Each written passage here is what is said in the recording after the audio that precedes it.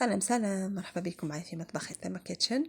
انا متوسع في سلسله بنة رمضان بين الملح والحلو، واليوم جيت نشارك معكم احلى تحليه طاخ فخاز بواحد الصابلي بزاف بزاف بنين. تبعوا معي المقادير، نبداو على بركه الله. هنا عندي 2 صفار بيض، نبداو بعجينه الصابلي، وعندي 185 غرام سكر. نخلطو حتى بيد النار خليط مليح مليح بالفوي. خلطو مليح غير بالفوي غير بيديكم. وهنا نمشيو نزيدو عليها 100 غرام زبده طريه، يعني لما بكم تكون بدرجه حراره الغرفه باش تساعدكم في الخدمه وما تعذبكمش. وهنا نجيو نمزجوا هذيك الزبده مع هذاك الخليط تاع السكر والبيض مليح مليح تنحصلوا على كريمه.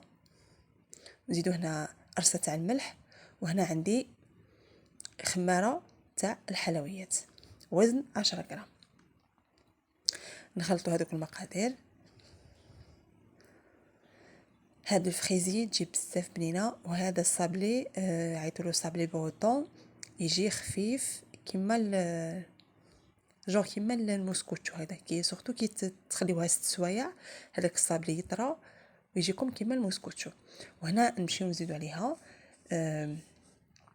130 غرام تاع الفارينه. تكونوا غربلتوها حتى ونعجنوها حتى تحصلوا على هذا القوام يجي طري.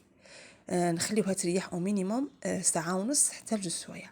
وهنا نمشيو نحضروا الكريم الموسلي تاعنا. عندي نص لتر تاع الحليب، زدت عليه 125 غرام سكر و75 غرام تاع مايزينا اللي هي نشا الذره.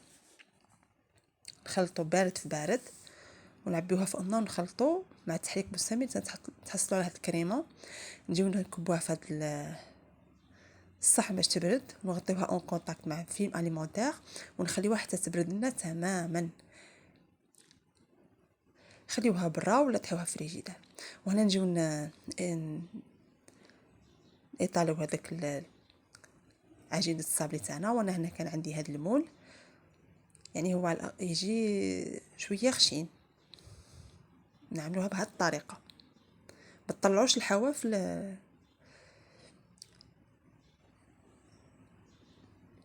خليوها هكذا، ايطاليوها هكذا.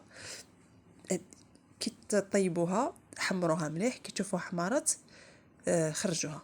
وهنا عندي كميه من الفراوله فراز، شللتها ونحيت لها هذوك الاوراق الخضراء، قطعتها بهذا الشكل. وهنا بعد ما الكريمه تاعي بردت لي مليح مليح، نجي نضربها شويه بالباتور ونزيد عليها زبده اوبلين 125 غرام زبده. واللي يحبوا يضاعفوا المقادير اللي عطيتهم لكم عملوهم دوبلي. وهنا نخلطوا الكريمه تاعنا، تخلطوها حتى تحصلوا على كريمه بزاف بزاف بنينه. كما تعرفوا اوبلين تجي فيها ذوق الفاني، وزيدوا لها لا فاني بودغ.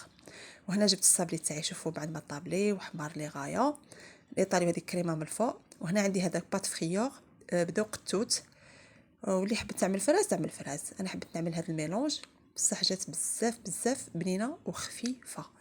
وهنا نجيو في لابوش ادوي نعملوا هذا الشكل، ندوروا عليه كامل داير صاير على لو تور تاع لا طارت تاعنا. هي عمليه بسيطه وغير بشويه وتحصلوا على هذا الشكل اللي تحصلت عليه انا. وهنا نجيو في الوسط نعاودوا نفس العمليه، نبوشيو هكذا من الفوق للتحت وجبدوا فوالا كما هو موضح في الفيديو. وهنا هذيك جبت هذيك الفخاز اللي قطعتها، شوف هذيك الكبيره عملتها على برا، وهذيك الصغيره عملتها لداخل. وهنا كانت تزيين اخير، عملت اوراق النعناع طازج وبالصحه والهنا. جات بزاف تهبل. شوفوا الشكل تاعها، هذا هو الشكل تاعي الاخير تاع الفخيزي. شوفوا بنه جات تحمى وتهبل. واليوم عندي ما نحكي لكم، توالم سهرة رمضان مع العائله والحباب هكذا من الفطور مع كاس اتاي ولا كاس قهوه، واسم نقول لكم شهيتكم في الجنه. نتمنى انكم تجربوها وتنال اعجابكم. ما تنساوش تشوفوا هنا نقطع معكم مغصوب باش تشوفوا كيفاش جا هذاك الصابلي من الاخر. كما قلت لكم هذه على الاقل توجدوها 4 سوايع ولا 6 سوايع من قبل باش هذاك الصابلي تاعكم شغل يشرب هذيك لاكريم ويطرى يولي كيما المهم يجي صابلي طري بزاف، يجي فيه واحد البنه واستمتعوا لي بالبنه، جات بزاف خفيفه وبنينه ومنعشه. نتمنى انكم تجربوها وتنال اعجابكم. كما نقول لكم دائما حبيباتي، ما تنسوش تدعموني بجيم ابوني والتعاليق تاعكم الحلوه اللي تحفزني، ونجيب لكم غير جديد. شوفوا معايا هنا جات بزاف خفيفه. نتلاقوا فيديو جديد ووصفه جديده. دمتم في رعايه الله وحفظه. سلام.